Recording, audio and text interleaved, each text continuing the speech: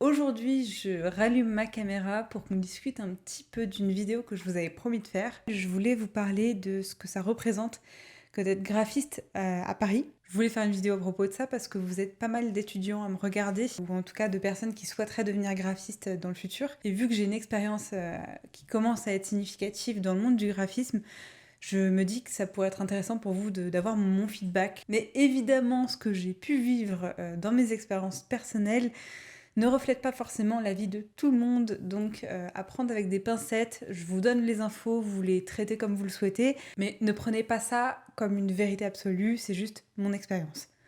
On est clair là-dessus, c'est bon, on peut commencer. On a tous des expériences très différentes, mais on passe tous par le même chemin, c'est-à-dire, dans un premier temps, la recherche d'emploi. Paris, c'est une super ville pour faire du graphisme parce qu'il y a énormément d'agences, d'entreprises, il y a les sièges sociaux de beaucoup de boîtes, et du coup, ça fait beaucoup d'emplois à pourvoir. Et l'un des autres avantages de Paris, c'est qu'il y a énormément d'écoles de graphisme, de communication, de publicité, etc. Donc, beaucoup de personnes qui aspirent exactement au même poste que vous. Il faut prendre en compte que quand vous voyez une fiche de poste, un poste à pourvoir, il va y avoir des centaines de personnes qui vont postuler. Donc cette info, vous la gardez dans un coin de la tête, mais il ne faut pas qu'elle vous fasse peur. Juste prenez bien en compte que la personne qui va être chargée du recrutement va avoir énormément de CV et de profils à regarder, donc l'important pour vous, ça va être de vous démarquer en faisant soit un book assez original, un CV qui sort du lot. Si j'ai un conseil que je peux vous donner et qui avec moi a très bien marché, n'hésitez pas, surtout s'il y a une agence ou une entreprise qui vous plaît, à appeler les gens concernés par le recrutement. Non seulement vous n'allez pas passer du coup par la plateforme sur laquelle la personne aura publié son offre de poste, donc vous n'allez pas être noyé dans la masse des autres personnes qui postulent. Moi, ce que je faisais, c'est que j'essayais toujours d'obtenir un numéro de téléphone, parce que déjà, avoir la personne au téléphone, entendre la voix et entendre que la personne est enthousiaste, c'est toujours un plus. Personnellement, c'est comme ça que j'ai dégoté mes 2 premiers emplois, donc je peux vous confirmer que ça marche. J'ai l'impression d'être une vendeuse de tapis sur YouTube. Yes! Ensuite, on va parler d'un sujet qui fâche. Ah, ça c'est le sujet, l'argent. Du coup, on va parler d'argent, du salaire auquel on peut prétendre quand on est graphiste à Paris. Évidemment, pour des raisons de confidentialité, je ne peux pas vous donner mon salaire actuel. Par contre, je peux vous donner les salaires par lesquels je suis passée. Alors là, je vais être très sérieuse, mais je pense que c'est important qu'on puisse communiquer là-dessus. Je ne comprends pas pourquoi il y a un tel tabou autour de l'argent et des salaires en France. Franchement, je suis désolée, mais moi, quand j'ai commencé, personne ne m'a dit combien je pouvais gagner. Et ça fait chier parce qu'en fait, sur quoi on se base exactement quand on sait pas? Quand on commence, quand on sort de ses études, en fait, on sait pas ce qu'on vaut. Et moi, je trouve ça vraiment dommage de pas être clair là-dessus, parce que ça fait beaucoup de rêves brisés parfois. Donc, mon premier boulot, je l'ai commencé à un salaire net mensuel de 1500 euros. Pas 2500 euros, hein. 1500 euros. Sachant qu'à l'époque, il n'y avait pas encore l'impôt prélevé à la source, donc j'avais vraiment 1500 euros dans la poche. Alors pour certains, ça fera très peu, pour d'autres, ça fera pas mal. J'avoue que là encore, à l'heure actuelle, je sais pas si c'était un bon salaire de départ. Si jamais il y en a parmi vous qui ont également commencé en tant que salarié et qui ont eu un salaire plus haut ou plus bas, dites-moi, parce que en fait, je sais toujours pas si c'était normal ou pas. Je suis restée plus de 2 ans et demi dans ce boulot-là, et il faut savoir que chaque année, on me filait 100 euros net mensuels en plus. Donc à la fin, j'étais à un salaire de 1800 euros, il me semble, net mensuel. Ensuite, je suis rentrée en agence de com, et là, j'ai négocié un tout petit peu plus. J'étais à 1900 euros net mensuel. Et pendant l'année, on a eu cette bascule de l'impôt prélevé à la source, et du coup, ma boss nous avait augmenté de 100 euros net mensuel en plus, il me semble. En gros, pour pallier le déficit qu'on allait avoir sur notre paye chaque mois. Et donc, c'est à partir de ce moment-là que j'ai dépassé les 2000 euros net mensuel. Et donc, on arrive ensuite sur mon poste actuel. Donc, le salaire, je vais pas vous le dévoiler parce que je pense qu'il y a un souci de confidentialité et je veux pas rentrer là-dedans. Mais évidemment, je suis plus haut que mes précédents postes. Et je suis très contente de mon salaire. Il me permet de vivre tout à fait correctement. Donc, voilà. Voilà pour les salaires, si ça peut vous donner un petit ordre d'idée. Encore une fois, je ne sais pas si c'est des salaires qui sont cohérents avec la norme. Par contre, d'ici quelques semaines, il y a un document qui va être mis à disposition en libre service qui donne des fourchettes de salaires selon les postes en communication et en publicité. Donc ça ne concerne pas que le milieu du graphisme, mais aussi de la pub. Dès que ce fichier est mis à disposition, je le mettrai en barre d'infos. Donc n'hésitez pas à checker régulièrement. Et puis peut-être que je vous le relayerai sur Instagram aussi. D'ailleurs, n'hésitez pas à aller voir mon Instagram. Je publie pas beaucoup en ce moment, mais ça devrait pas tarder à reprendre. Ensuite, je voulais vous parler des possibilités d'évolution dans le monde du graphisme, toujours sur Paris. À nouveau, je vais faire la distinction entre les possibilités en agence et chez l'annonceur, parce que pour moi, c'est vraiment pas la même chose. Je vais commencer par l'annonceur parce que c'est ce que je connais le mieux et c'est par quoi j'ai commencé. En fait, chez l'annonceur, quand c'est une petite boîte, vous allez avoir tendance à prendre beaucoup de missions qui sont pas que du graphisme. Dans ma première boîte, on n'était vraiment pas beaucoup. Ma collègue qui était elle en alternance a fini son contrat et donc je suis restée toute seule sur la partie graphique, web design, community management. Et du coup, sur ma fiche de paie, moi il y avait marqué designer graphique, mais concrètement j'étais quand même plutôt une directrice artistique puisque je m'occupais de tout. Je m'occupais des campagnes de pub, je m'occupais de l'identité globale de la marque aussi. Enfin, vraiment, j'étais sur tous les fronts et j'avais une vue d'ensemble de tout ce qui se passait sur les sites, sur les réseaux sociaux, sur la communication globale. Donc j'estime que j'étais pas juste graphiste, j'étais pas juste designer graphique. J'étais bien au-dessus. Normalement, chez l'annonceur, sachez que les possibilités d'évolution sont quand même assez costauds puisque quand c'est une petite boîte, on compte sur vous pour faire beaucoup de choses. Et faire beaucoup de choses, c'est avoir beaucoup de missions et parfois c'est avoir des stagiaires sous vos ordres. Donc évidemment, vous montez en grade plus facilement. En agence, c'est un peu différent parce que généralement, vous êtes embauché en tant que junior quand vous commencez. Ce qui se passe, c'est qu'en plus, dans les agences, il y a déjà des gens au-dessus de vous. Et donc, avant de pouvoir monter, il faut que soit les personnes partent, soit on les fasse partir, soit il y ait une ouverture de poste. C'est plus compliqué de changer de statut dans une agence. Ça ne veut pas dire que c'est impossible, puisque ça arrive forcément quand vous restez un petit moment. Mais gardez en tête que ça peut prendre un peu plus de temps que chez l'annonceur. Après, les salaires sont pas forcément les mêmes. Donc, l'un dans l'autre. Ce qui compte réellement, c'est les missions que vous avez et le salaire qui suit, quoi. Bien sûr, l'intitulé, ça fait plaisir quand on vous dit que vous êtes directeur artistique. Ça booste l'ego. Bien sûr que ça fait plaisir de voir ça sur une fiche de paie, mais si vous n'avez pas le rôle exact d'un directeur artistique, est-ce que ça vaut vraiment quelque chose? Je sais pas. Pour faire un bref récapitulatif des postes que vous pourrez rencontrer plutôt en agence, à la base, vous allez avoir une équipe de graphistes. C'est des personnes qui vont vraiment exécuter sous les ordres de d'autres personnes, qui vont proposer quelques idées. Voilà, c'est une base assez créative. Au-dessus des graphistes, il va y avoir les directeurs artistiques. Donc ces personnes-là, c'est des personnes qui vont déjà être un peu plus en charge des décisions importantes et c'est ces personnes qui vont briefer les graphistes sur les projets créatifs. Les directeurs artistiques peuvent quand même faire de la création. Ils vont quand même choisir un petit peu les projets sur lesquels ils veulent travailler. Et après, voilà, il y a toute la partie management qui entre en compte que vous n'avez pas en tant que graphiste. Au-dessus des directeurs artistiques, vous avez le directeur de la création. Ça va être vraiment le manager ultime. C'est celui qui va vraiment driver tout le monde. C'est celui qui va vérifier la cohérence de l'exécution de chaque projet. Vraiment, il a un rôle beaucoup plus managérial que créatif. Voilà un petit peu pour les différents postes que vous seriez amené à rencontrer si vous vous lanciez dans une carrière de graphiste. Comme je vous l'ai dit, je vais être très transparente avec vous sur cette vidéo. En tout cas, j'espère que je l'aurai été assez. Je voulais vous parler d'un dernier point qui est très important. Je vais essayer de ne pas le faire de façon trop dramatique. Si vous suivez un petit peu l'actualité autour du graphisme, du milieu de la publicité et de la communication, vous êtes probablement tombé sur des comptes Instagram qui s'appellent Balance ton agency, Balance ta startup, etc. Il y a plein de comptes de ce type-là. Qui dénonce les comportements de harcèlement, de sexisme, d'homophobie, de racisme dans le milieu de la publicité et de la communication. C'est des sujets très sérieux et je sais que j'ai jamais fait de vidéo pour l'instant qui traite de thématiques un peu hardcore de ce genre, mais en fait je tiens à le faire parce que c'est important d'en parler et je tiens à le faire parce que j'y ai fait face. Je vous l'ai dit dans ma vidéo sur mes expériences professionnelles, mon poste actuel, c'est mon poste préféré. Vraiment, je suis bien tombée, mais ça n'a pas été le cas sur mes 2 anciens postes. Je tiens à en parler parce que j'aurais bien aimé, quand j'ai commencé, qu'on me prévienne de ce genre de comportement très nocif. Du coup, je trouve ça très très bien que des comptes Instagram permettent de libérer la parole un petit peu là-dessus, sachant que ça a fait évoluer déjà plusieurs agences dans le bon sens. Donc,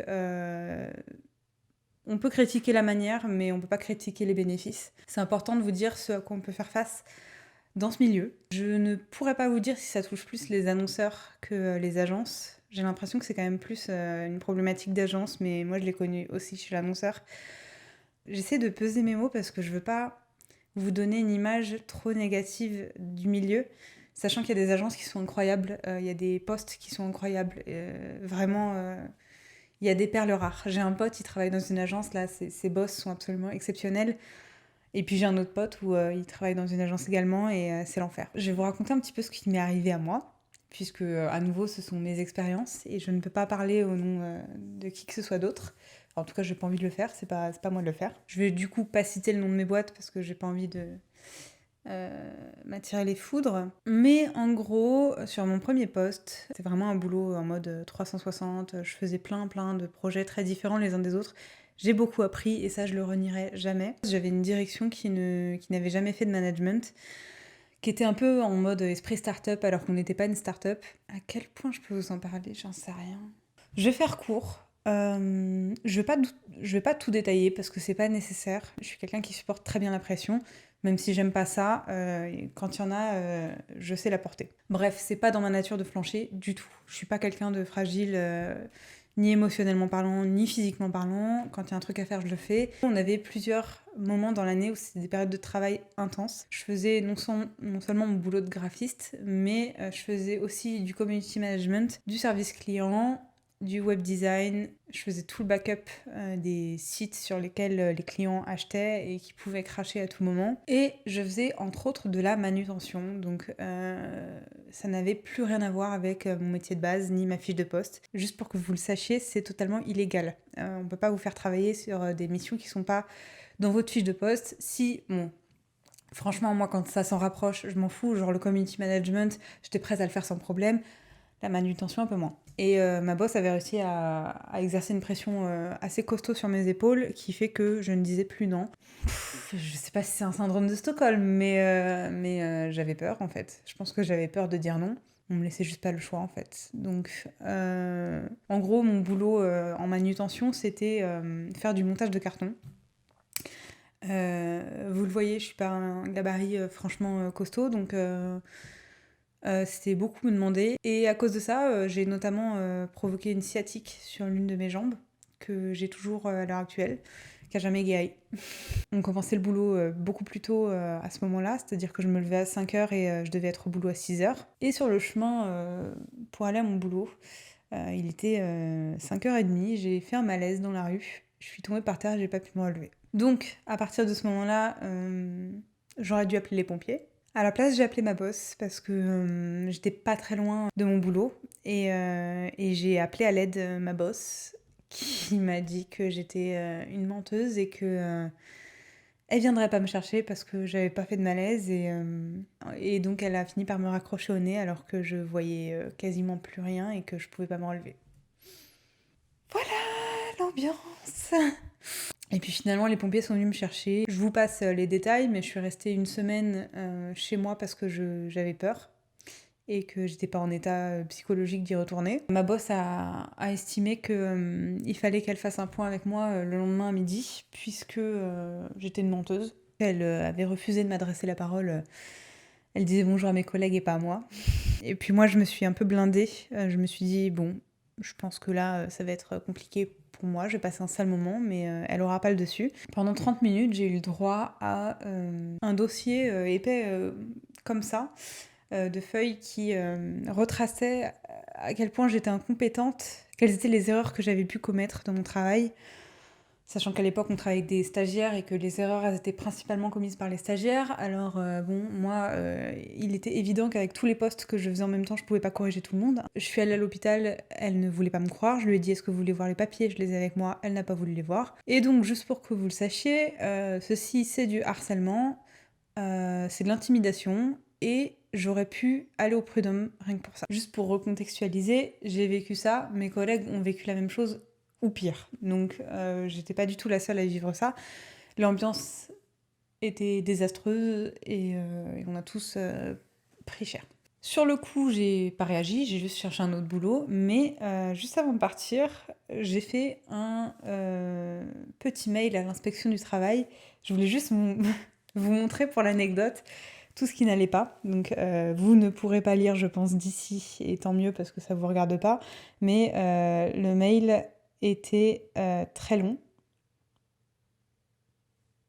Tout ce que je viens de vous montrer, c'était des points sur des choses qui étaient illégales dans mon boulot. Je le souhaite à personne. Je le souhaite à personne et c'est pour ça que je veux vous en parler aujourd'hui.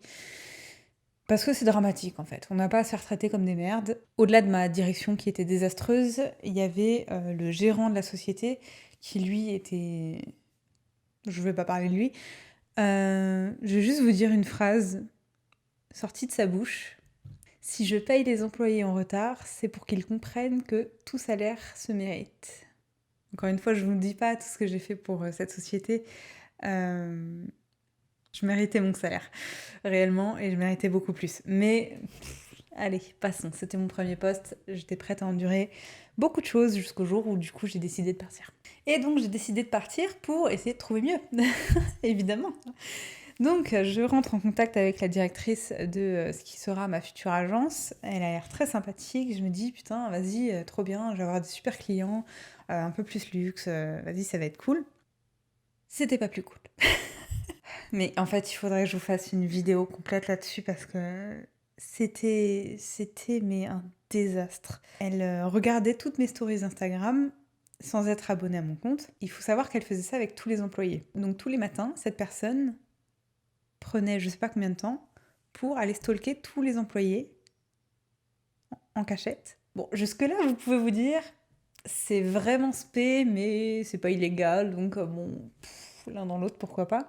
Ouais, j'ai quand même changé de nom Instagram, hein, et elle m'a retrouvée. Voilà, je vais pas vous détailler précisément, parce que pour le coup, j'ai pas fait de malaise dans cette boîte-là. J'avais la tête beaucoup plus sur les épaules, et cette fois-ci, quand on me faisait chier, je répondais. J'avais décidé que je me laisserais pas faire. C'est franchement désolant de devoir dire ça, mais j'ai eu de la chance parce que ma boss ne s'en prenait plus à moi. Elle a essayé, mais ça n'a pas pris. Et quand elle a vu que ça prenait pas, bah, ça en est pris à quelqu'un d'autre, quoi. Mais sachez que les témoignages qui parlent de harcèlement, de racisme, bah, je peux pas dire qu'ils sont tous vrais parce que je suis pas partout, mais enfin, je l'ai vu, quoi. Je l'ai vu. Je pense que c'est important de remettre les choses à leur place. C'est pas normal de se faire juger, que ce soit pour sa couleur de peau, son nom de famille, son apparence physique. Ne laissez personne vous mettre plus bas que terre, ça vaut pas le coup. Il y a un truc que j'ai réalisé dans cette agence. Quand on est dans la communication, et surtout dans mon cas dans le graphisme, je sauve pas des vies en fait. Je sauve personne. Mon boulot ne vaut pas la peine que je me tue pour lui. Mon boulot vaut la peine que que je pousse mes limites pour être la plus créative, pour être la plus dynamique, pour répondre au mieux à un brief. Ça oui, bien sûr. Je donnerai toujours mon maximum pour mon boulot, mais en fait, je donnerai pas ma vie. Je refuse de donner la moindre larme. Si j'ai une conclusion à faire sur cette thématique-là, renseignez-vous avant de postuler quelque part. Contactez les anciens employés, contactez les employés actuels, regardez les avis en ligne, vérifiez bien la tournure des phrases. En général, s'il y a 3 ou 4 commentaires qui sont faits de la même manière, qui utilisent les mêmes termes, vous pouvez considérer que c'est des faux, puisqu'il y a certaines agences qui sont coutumières de ça. Et puis suivez des comptes d'actualité graphique, publicitaire ou communication. C'est très important de se tenir informé sur ces sujets-là, surtout si vous voulez faire partie de ce milieu. J'espère vraiment que cette vidéo pourra vous aider d'une manière ou d'une autre. Je veux surtout pas vous dégoûter ou vous faire peur par rapport à ce milieu. Il a ses travers, mais il a aussi tous ses bons côtés. C'est vraiment un métier de cœur. C'est vraiment un métier où on peut s'éclater, on peut évoluer de ouf. On a une liberté exceptionnelle par rapport à d'autres corps de métier. Je vous souhaite à tous de trouver une boîte, une agence, une société qui pourra vous faire vous épanouir. Et s'il y a personne qui peut vous offrir ça, mettez-vous en freelance. Bon, j'espère que je vous aurai pas trop effrayé avec la dernière partie. Je sais que c'était un peu lourd, mais ça me donnait à cœur d'en parler parce que je l'ai pas fait sur ma chaîne, alors que c'est aussi ce qui m'a forgé et qui a forgé ce caractère indomptable Bon allez, je vais m'arrêter là. Je pense que j'en ai assez dit pour aujourd'hui. On va revenir sur des vidéos un peu plus light après, hein, vous en faites pas.